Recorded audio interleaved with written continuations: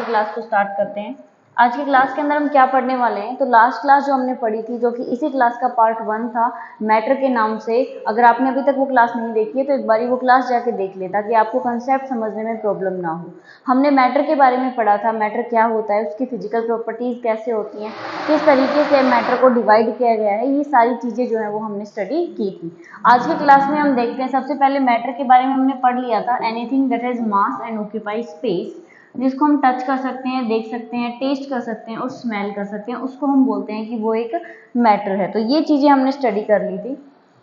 आज का जो हमारा टॉपिक है वो है कि मैटर जो होता है उसकी कुछ फिजिकल प्रॉपर्टीज होती हैं। उन प्रॉपर्टीज के बेसिस पे हम बताते हैं कि मैटर किस तरीके से बिहेव करेगा और क्या क्या सिमिलरिटीज हैं जो कि मैटर जो है वो शो करता है। तो देखो, जो सबसे फर्स्ट है property, the particles of matter have space between them. इसका मतलब क्या हुआ कि जो मैटर के पार्टिकल्स होते हैं, मैटर पार्टिकल्स, मैटर के पार्टिकल्स के बीच में एक स्पेस अवेलेबल होता है। अब ये हमने फर्स्ट क्लास के अंदर स्टडी कर लिया था कि जो सॉलिड, लिक्विड और गैस होता है, मैटर का डिवाइडेशन होता है, उसके अंदर किस तरीके से उनका एटॉमिक व्यू होता है, मतलब एटॉमिक जो है वो किस तरीके से वो एटम्स के फॉर्म में नजर आते हैं। ये चीजें हमने फर्स्ट क्लास के अंदर स्टडी कर ली थी। वहां हमने पढ़ा था कि जो सॉलिड सब्सटेंस होते हैं उनके बीच में बिल्कुल भी स्पेस नहीं होता, वहीं जो लिक्विड होते हैं उनके बीच में मिनिमम स्पेस होता है, मिनिमम स्पेस होता है, और जो गैसेस होती हैं उनके पास मैक्सिमम स्पेस होता है। ये बात हमने लास्ट क्लासेस के अंदर जो है वो स्टडी कर ली थी। अब यहाँ पे जो चीज बोलना चाह रहा है, that is particles of matter have space between them. यही शो कर रहा है कि जो मैटर के पार्टिकल्स हैं उनके पास बीच में स्पेस होता है। उसी स्पेस की वजह से जो पार्टिकल्स हैं वो एक दूसरे के अंदर मिक्स हो पाते हैं। मिक्स होने से मतलब है डिसोल्व हो पाते हैं, डिसोल्व हो पाते हैं। एग्जाम्पल के लिए कैसे हम समझेंगे, जैसे आप सबको ये कॉमन सा एग्जाम्पल पता होगा, वाटर प्लस में शुगर, पानी के अंदर शुगर ऐड करना।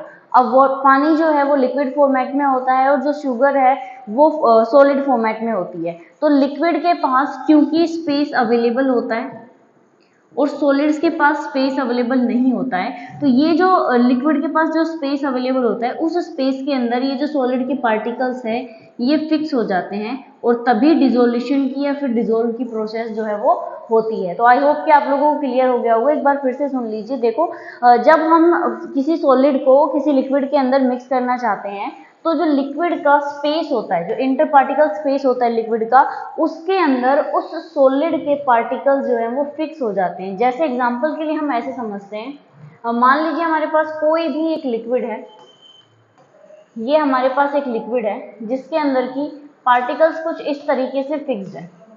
अब आपको साफ नजर आ रहा होगा कि इसमें बीच में थोड़ा थोड़ा स्पेस जो है वो अवेलेबल है। इसमें हम किसी सॉलिड को मिक्स करना चाह रहे हैं जिसके पास के पार्टिकल्स तो हैं बट बिल्कुल भी स्पेस नहीं है। तो ये जो पार्टिकल्स हैं ये इस स्पेस में आके फिक्स हो जाएंगे जब हम इन दोनों को मिक्स करेंगे, और जो फाइनल प्रोडक्ट होगा वो कुछ इस तरीके से हमें जो है वो नजर आएगा। तो ऐसा होता है जब भी हम सॉलिड को लिक्विड के अंदर मिक्स करते हैं, और यही बोलना चाह रहा है कि पार्टिकल्स के बिटवीन क्या प्रेजेंट होता है, एक स्पेस प्रेजेंट होता है। उसी स्पेस के अंदर पार्टिकल्स आके क्या हो जाते हैं, फिक्स हो जाते हैं, और उसी को हम बोल देते हैं process of dissolution, process of dissolution. या फिर किसी एक चीज का, किसी एक मैटर का किसी दूसरे के अंदर डिसोल्व हो जाना, घुल जाना। तो आई होप कि चीजें आप लोगों को क्लियर हो गई होंगी। आगे बढ़ते हैं। नेक्स्ट हमारे पास है, नेक्स्ट जो प्रॉपर्टी है वो है physical. Particles of matter are always in motion. Matter के जो पार्टिकल्स होते हैं वो हमेशा मोशन में रहते हैं। अब मोशन में कैसे रहते हैं हमें नजर तो आता नहीं है। हमारे पास कोई सॉलिड है, कोई लिक्विड है या फिर कोई गैस है, हमें उसे देखने पे बिल्कुल पता नहीं चलता कि जो पार्टिकल्स हैं वो हमारे पास क्या है, मोशन कर रहे हैं। जैसे मान लो हमारे पास एक वाटर बॉटल है, हमारे पास क्या है, एक वाटर बॉटल है, उसके अंदर हमने पानी फिल करके रखा हुआ है। तो अब यहाँ पे जो लाइन बोली जा रही है कि particles of matter are always in motion, कि हमेशा किसमें रहेंगे, मोशन में रहेंगे।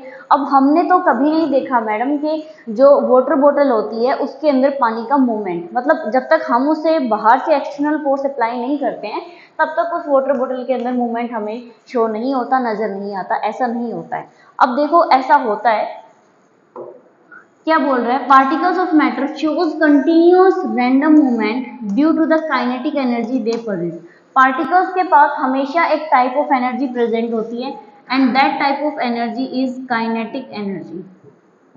काइनेटिक एनर्जी, अब ये जो काइनेटिक एनर्जी है, इसी काइनेटिक एनर्जी की वजह से पार्टिकल्स हमेशा रैंडम मूवमेंट करते रहते हैं। ऑल्दो वो उस मूवमेंट को हम नेक्ड आईज से नहीं देख सकते, नेक्ड आईज से वो मूवमेंट विजिबल नहीं होता है, बट जो पार्टिकल्स होते हैं मैटर के, वो हमेशा काइनेटिक एनर्जी की वजह से एक कंटिन्यूअस रैंडम मूवमेंट शो करते हैं। अब ये मूवमेंट जो है वो कोई फिक्स नहीं होता। रैंडम मूवमेंट से मेरा मतलब है किसी भी रैंडम डायरेक्शन में, किसी भी रैंडम पोजीशन में, up and down, left and right, कहीं पर भी जो है वो मोशन कर सकते हैं। एक रैंडम मोशन होता है, random motion, not a define and particular motion. तो एक रैंडम मोशन हमेशा जो पार्टिकल्स हैं मैटर के वो शो करते हैं। तो अभी तक हमने दो प्रॉपर्टीज पढ़ी। नंबर 1 में हमने पढ़ा कि जो मैटर के पार्टिकल्स हैं वो हमेशा, उनके पास एक बीच में क्या होता है, स्पेस प्रेजेंट होता है। नंबर 2 में हमने पढ़ा कि जो मैटर के पार्टिकल्स हैं वो हमेशा क्या करते रहते हैं, मोशन करते रहते हैं। तो आई होप की चीजें क्लियर हो गई होंगी आपको यहाँ तक। और नेक्स्ट अगर हम बात करते हैं तो थर्ड प्रॉपर्टी हमारे पास है, particles of matter attract each other. जब हमने याद करो, जब हमने एटम्स और मॉलिक्यूल्स का चैप्टर पढ़ा था, वहां पे हमने देखा था कि जो एक एटम है वो दूसरे एटम को हमेशा अट्रैक्ट करता है, उसके साथ बॉन्डिंग बना के रखता है ताकि एटम स्टेबल रहे।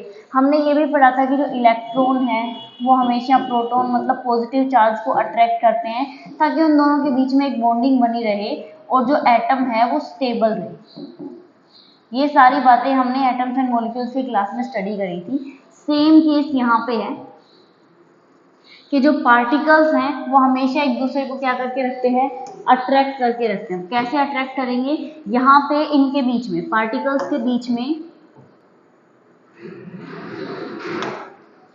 के बीच में वर्क करती है force of attraction, force of attraction.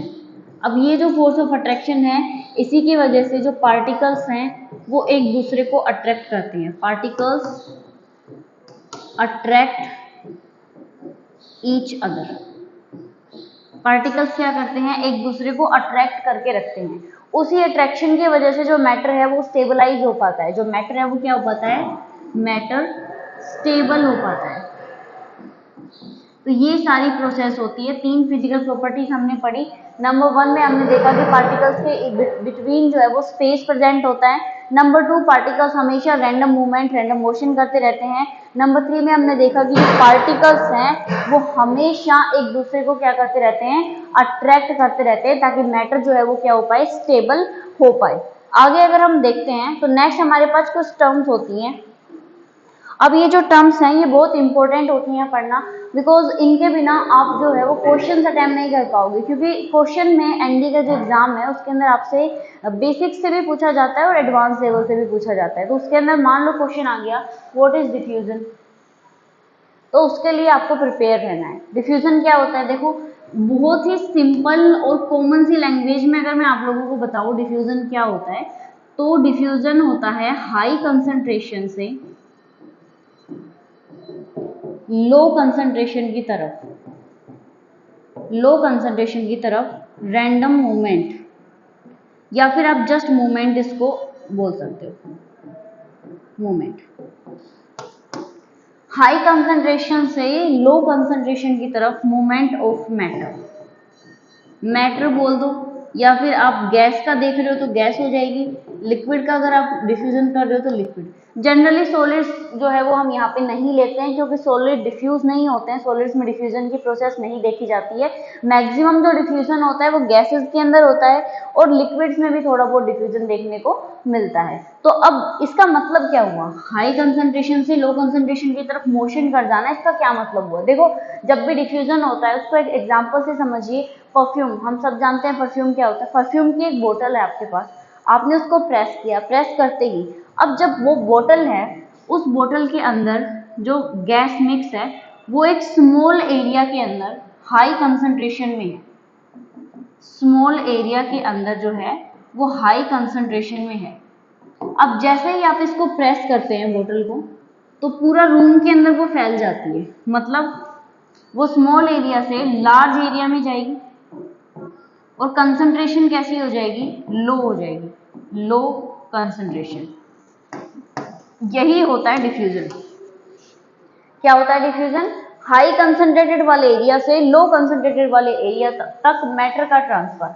Perfume की बोतल हमारे पास थी, हमने उसको स्प्रे किया, स्मॉल एरिया के अंदर हाईली कंसंट्रेटेड परफ्यूम मॉलिक्यूल्स थे, जैसे ही हमने उसको स्प्रे किया लार्ज एरिया के अंदर लो कंसंट्रेटेड मॉलिक्यूल्स जो है वो आ गए। मतलब एरिया जैसे ही चेंज हुआ, जैसे ही वो बोतल से बाहर आए, हाई कंसंट्रेशन से वो कहाँ डिफ्यूज हो गए, लो कंसंट्रेशन में डिफ्यूज हो गए। यहाँ पे जब भी डिफ्यूजन की प्रोसेस होती है, जो पार्टिकल्स होते हैं वो एक दूसरे के अंदर इंटरमिक्स हो जाते हैं।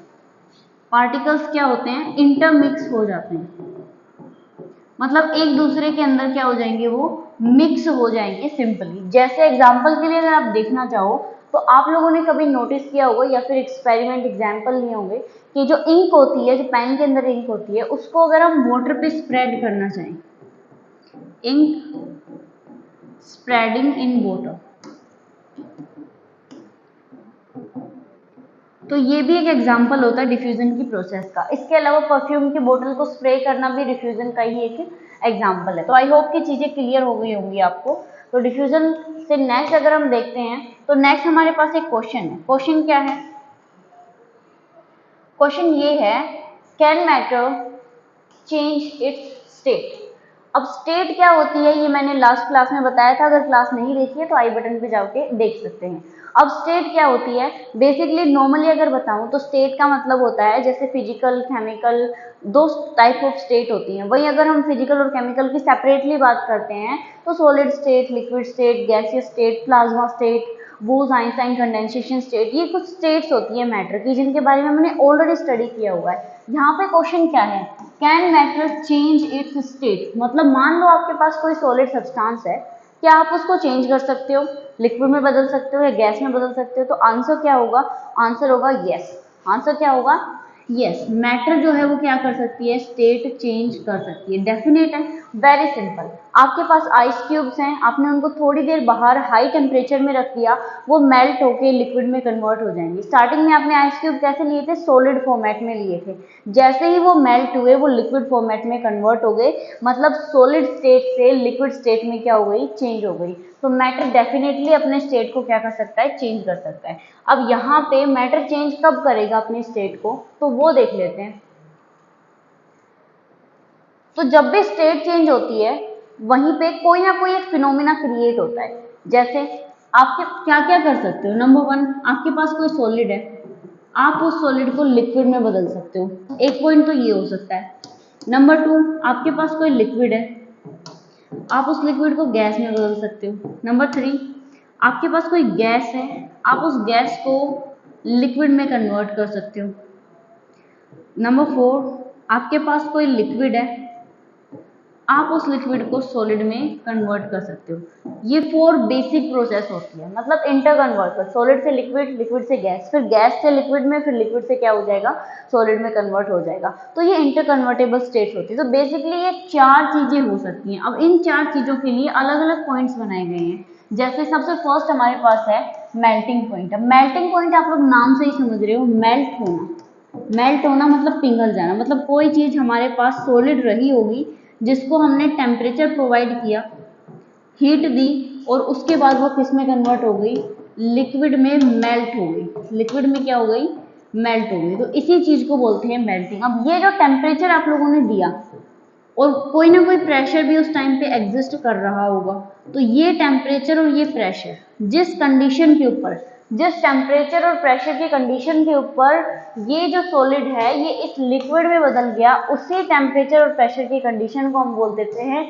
Melting point. मेल्टिंग पॉइंट किसी भी सॉलिड के लिए वो पॉइंट होता है उस टेम्परेचर के ऊपर और प्रेशर के ऊपर कोई भी सॉलिड किस में बदल जाए, अपने रिस्पेक्टिव लिक्विड के अंदर कन्वर्ट हो जाए। डेफिनेशन एक बार देख लेते हैं। The melting point of a solid defined as the temperature at which solid melts to become liquid at atmospheric pressure. Pressure कौन सा होना चाहिए, एटमॉस्फेरिक, और जाहिर है कि कोई ना कोई डेफिनेट टेम्परेचर भी आपको क्या करना पड़ेगा, प्रोवाइड करवाना पड़ेगा। ठीक है, तो आई होप कि आप लोगों को मेल्टिंग पॉइंट समझ में आ गया होगा। वो टेम्परेचर या फिर वो प्रेशर जिसके ऊपर कोई भी जो सॉलिड है वो अपने रिस्पेक्टिव लिक्विड के अंदर क्या हो जाए, कन्वर्ट हो जाए। नेक्स्ट टर्म हमारे पास है फ्यूजन। अब फ्यूजन क्या होता है? फ्यूजन एक बहुत ही छोटी सी सिंपल सी टर्म है। देखिए क्या होता है fusion, when two atoms collide to create heavier atom, two atoms collide to create heavier atom,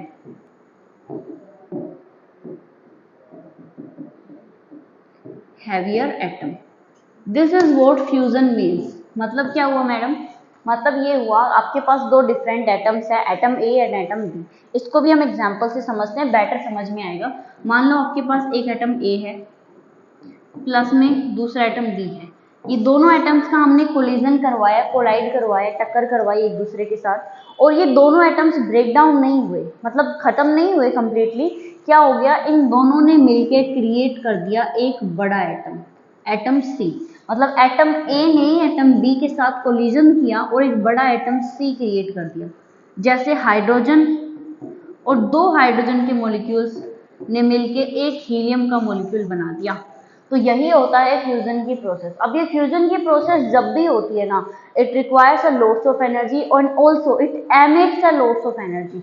बहुत सारी एनर्जी जो है वो एनॉर्मस टाइप ऑफ एनर्जी क्या करता है, ये एमिट करता है जब भी ये फ्यूजन की प्रोसेस होती है। तो ये फ्यूजन की प्रोसेस होती कहाँ है, एक बार ये देख लेते हैं। This process generate enormous amount of energy. अभी मैंने बताया जब भी फ्यूजन की प्रोसेस होती है तब क्या होगा, एनर्जी जनरेट होगी, एनर्जी जनरेट होगी। और कोई थोड़ी या फिर लिटिल बिट एनर्जी जनरेट नहीं होगी, बहुत सारी एक बड़ी अमाउंट में, लार्ज अमाउंट में जो है वो एनर्जी जनरेट होगी। जैसे एग्जांपल के लिए हम क्या कर सकते हैं, एंड पावर्स द सन।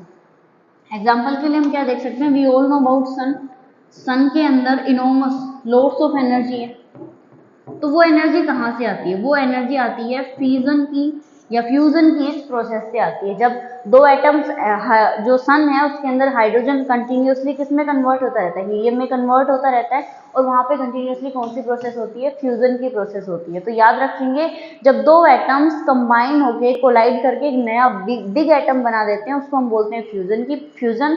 और फ्यूजन कहाँ होता है, जनरली सन में होता है। और जब भी फ्यूजन की प्रोसेस होती है तो इनॉर्मस अमाउंट ऑफ एनर्जी जो है वो रिलीज होती है या फिर फॉर्म होती है।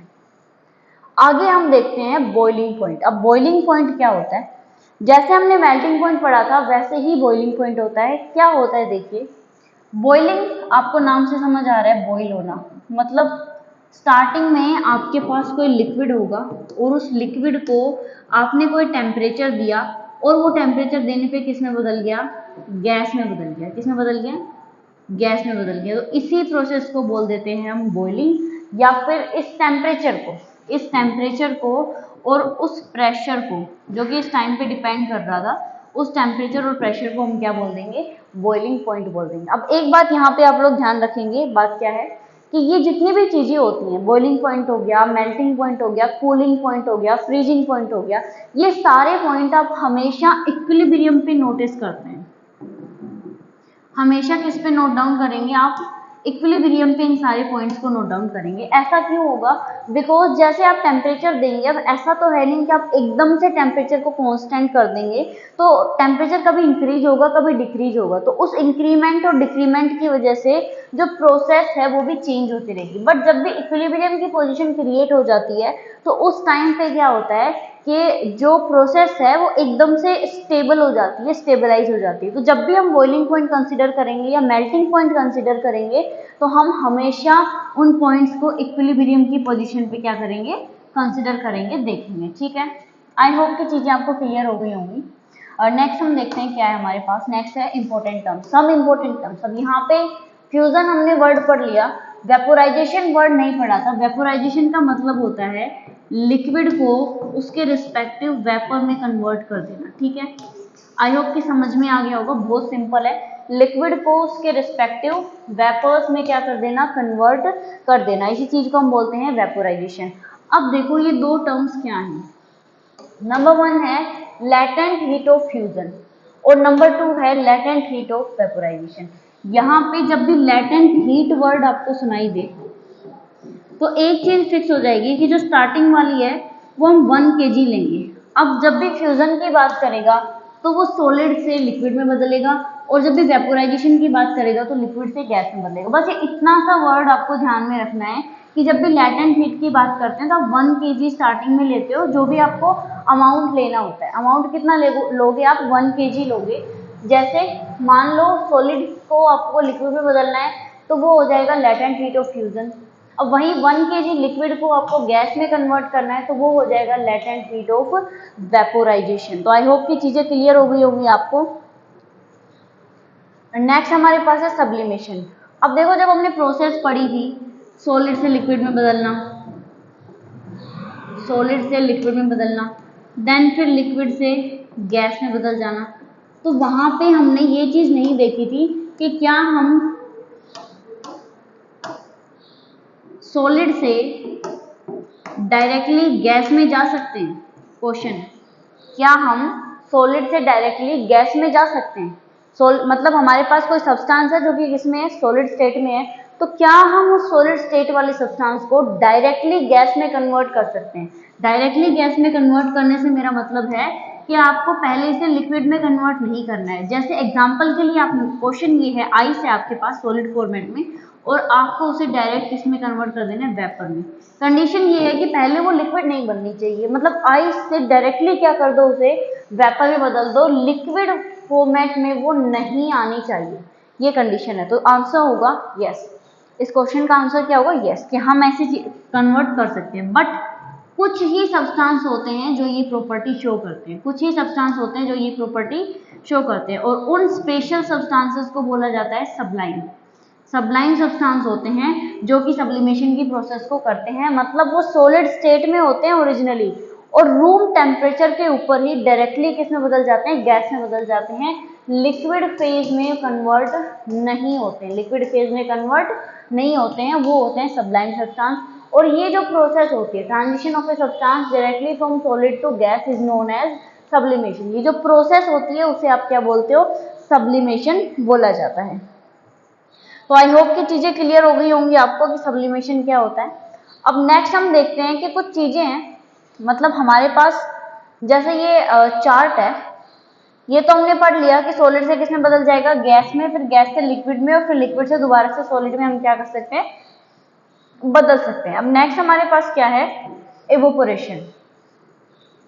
अब ये जो इवोपोरेशन का टॉपिक है ये बहुत इंपॉर्टेंट टॉपिक है और बहुत ही इंटरेस्टिंग टॉपिक भी है। इसके अंदर आपको ऐसी चीजें देखने को मिलेंगी, जैसे आप लोगों ने सुना होगा कि हम लोग क्या करते हैं, फ्रिज ओपन कर देते हैं तो वो रूम जो है वो हीट अप हो जाता है, ये आप लोगों ने एग्जाम्पल जरूर सुना होगा। या फिर जो अर्थन पोर्ट्स होते हैं उनके अंदर समर्स में ऑटोमेटिक अपने आप पानी क्या हो जाता है? ठंडा हो जाता है। यही कुछ चीजें होती है जो इवोपोरेशन की प्रोसेस को डिस्क्राइब करती हैं। क्या होता है इवोपोरेशन? सिंपली इवोपोरेशन क्या होता है? लिक्विड का गैस में बदल जाना। सिंपली तो यही होता है, नॉर्मल से अगर हम बात बोले तो यही होता है, लिक्विड का किसमें बदल जाना? गैस में बदल जाना। ठीक है, जैसे phenomena by which molecules of liquid state undergo spontaneous transition to the gaseous phase, मतलब लिक्विड स्टेट में कंटिन्यूअसली किसमें बदलते रहेंगे? गैसियस स्टेट के अंदर कन्वर्ट होते रहेंगे। उसी फिनोमिना को हम क्या बोल देते हैं? इवोपोरेशन बोल देते हैं। अब इससे होता क्या क्या है एक बार वो पढ़ लेते हैं। तो हमारे पास है एप्लीकेशंस ऑफ द एवोपोरेशन, यही हमारा इस टॉपिक का मोस्ट इंपोर्टेंट पार्ट है। एप्लीकेशंस, किसके एप्लीकेशन देखेंगे यहाँ पे हम? Applications of evaporation. इवोपोरेशन के क्या क्या एप्लीकेशंस होते हैं? टू कीप वाटर कूल, पानी को ठंडा रखने के लिए। अब अर्थन पोर्ट्स के बारे में सब जानते हैं, हिंदी में हम इसको मटका बोलते हैं गांव की लैंग्वेज में। तो क्या होता है, हम उसके अंदर पानी फिलअप करके रखते हैं और समर्स में वो पानी जो है वो कूल हो जाता है, ठंडा हो जाता है। तो वाटर को कूल करने के लिए उसके अंदर जो अर्थन पोर्ट होता है उसके अंदर कुछ पोर्स होते हैं, उन पोर्स के थ्रू पानी जो एक्सेस हीट होती है सराउंडिंग की उसको एब्जॉर्ब कर लिया जाता है, और जो वाटर के मॉलिक्यूल्स के अंदर जो हीट होती है जब वो बाहर एब्जॉर्ब हो जाएगी तो अंदर का पानी क्या हो जाएगा? ठंडा हो जाएगा। तो यही पॉइंट है कि पानी को कूल रखने के लिए it is kept in earthenware container similar to the pores in cotton fabric, the pores in the earthen pot surface allow for more evaporation.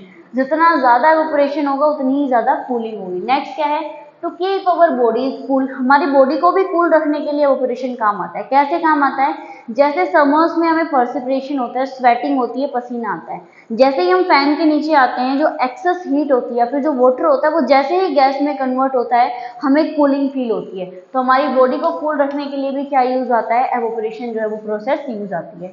Last point है, we dress in cotton during summers, हम summers के अंदर cotton की dress क्यों पहनते हैं, क्योंकि जो कॉटन होता है उसके अंदर स्मॉल स्मॉल पोर्स होते हैं, उन पोर्स के थ्रू एवोपरेशन की प्रोसेस होती रहती है और उसकी वजह से हमें गर्मी कम लगती है। दैट्स वाई प्रेफर किया जाता है कि समर्स के अंदर किसके कपड़े पहने जाएं, कॉटन से बने हुए कपड़े पहने जाएं। तो आई होप कि चीजें क्लियर हो गई होंगी आपको। So that's all we have for today's lesson. आज की क्लास में हमने क्या क्या पढ़ा, एक बार क्विकली समराइज कर लेते हैं कि हमने मैटर के बारे में पढ़ा, डिफ्यूजन क्या होता है, सब्लिमेशन क्या होता है, फ्यूजन क्या होता है, किस तरीके से दो एटम्स मिलकर एक लार्ज एटम बनाते हैं। तो ये सारी चीजें हमने आज की क्लास में स्टडी की हैं। तो अगर आपको क्लास अच्छी लगी हो तो क्लास को लाइक कर दें, शेयर कर दें, और अगर आपको कोई डाउट है तो आप वो कमेंट सेक्शन में हमसे पूछ सकते हैं। उसी के साथ आप कमेंट करके बताइएगा कि क्लास आपको कैसी लगी। तो मिलते हैं आपसे नेक्स्ट वीडियो में, तब तक के लिए थैंक यू, जय हिंद।